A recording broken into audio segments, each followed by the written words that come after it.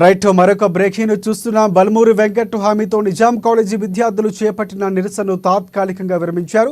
September వరకు పీజీల academic year పూర్తి అవుతుందని, దాని తర్వాత 100% డిగ్రీ వాళ్ళకే హాస్టల్ ఉంటుందని బల్మూరి వెంకట్ తెలిపారు.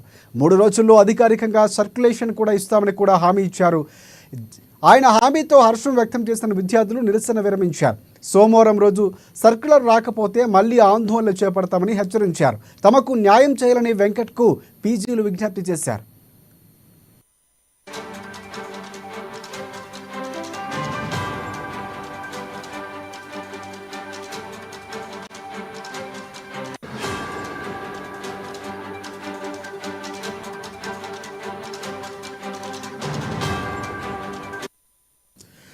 బ్రేకింగ్ న్యూస్ చూస్తున్నాం. బల్మూరి వెంకట్ హామీతో నిజాం కాలేజీ విద్యార్థులు చేపట్టిన నిరసనను తాత్కాలికంగా విరమించారు. విద్యార్థులు సెప్టెంబర్ వరకు పీజీల అకాడమిక్ ఇయర్ పూర్తవుతుందని, దాని తర్వాత 100% డిగ్రీ వాళ్ళకే హాస్టల్ ఉంటుందని బల్మూరి వెంకట్ తెలిపారు.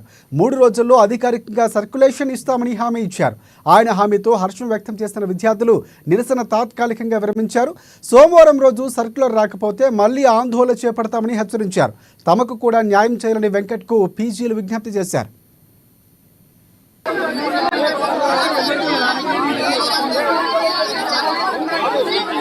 ఇక్కడున్న విద్యార్థులు, అది పీజీ కానీ యూజీ కానీ, విద్యార్థులకి హాస్టల్ ఫెసిలిటీతో పాటు ఏదైతే వారు గత 10 సంవత్సరాలుగా వాళ్ళ సమస్యల్ని పట్టించుకోకపోవడంతో వాళ్ళు ఒక తీవ్ర ఆవేదన ఆందోళన ఉన్నారు.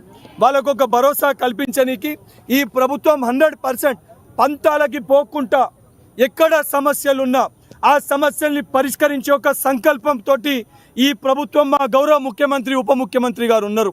వారి యొక్క ఆదేశాల మేరకు ఈరోజు ఏదైతే విద్యార్థులకి ప్రతినిధిగా గవర్నమెంట్లో ఉన్న ఒక శాసన మండలి సభ్యునిగా వచ్చి ఆ సంబంధించిన వైస్ ప్రిన్సిపల్ గారితో మాట్లాడి, ఇన్ఛార్జ్ వీసీ గారితో ఫోన్లో సంప్రదించి, గవర్నమెంట్ తరఫున కూడా అధికారులతో మాట్లాడి ఏదైతే సంబంధించి ఇష్యూ ఈ రకంగా ఉంది, శాశ్వతంగా దీన్ని పరిష్కరించాలని చెప్పి చెప్పడం జరిగింది.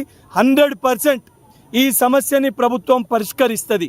కానీ ఈ ఫెసిలిటీస్కి సంబంధించి ఇక్కడున్న స్టూడెంట్స్ కూడా, యూజీ పీజీ స్టూడెంట్స్ ఒకరిపైన ఒకరు పంతాలకి పోకుండా, మనం అందరం కూడా తెలంగాణ బిడ్డలము, మనం అందరం కూడా నిజాం కాలేజ్ స్టూడెంట్స్ అని ఆలోచించి, యూజీ స్టూడెంట్స్ చిన్నపిల్లలు కాబట్టి వాళ్ళు కొత్తగా వస్తారు కాబట్టి వారికి ఇబ్బందులు ఉంటాయి కాబట్టి, పీజీ స్టూడెంట్స్ కూడా కొన్ని పెద్ద మనసుతో ఆలోచించి వారికి ఏ రకమైన ఫెసిలిటీస్ కావాలి, ఏ ట్రాన్స్పోర్ట్ ఫెసిలిటీ, వాళ్ళకున్న ఇబ్బందులు ఏంది చెప్తే 100% ఇద్దరిని కూడా ఒక సమన్వయం చేసి ఒక కొలిక్కి తీసుకొని వచ్చి 100% వీరి యొక్క సమస్యల్ని పరిష్కరిస్తామని చెప్పి ఇద్దరు విద్యార్థులకు కూడా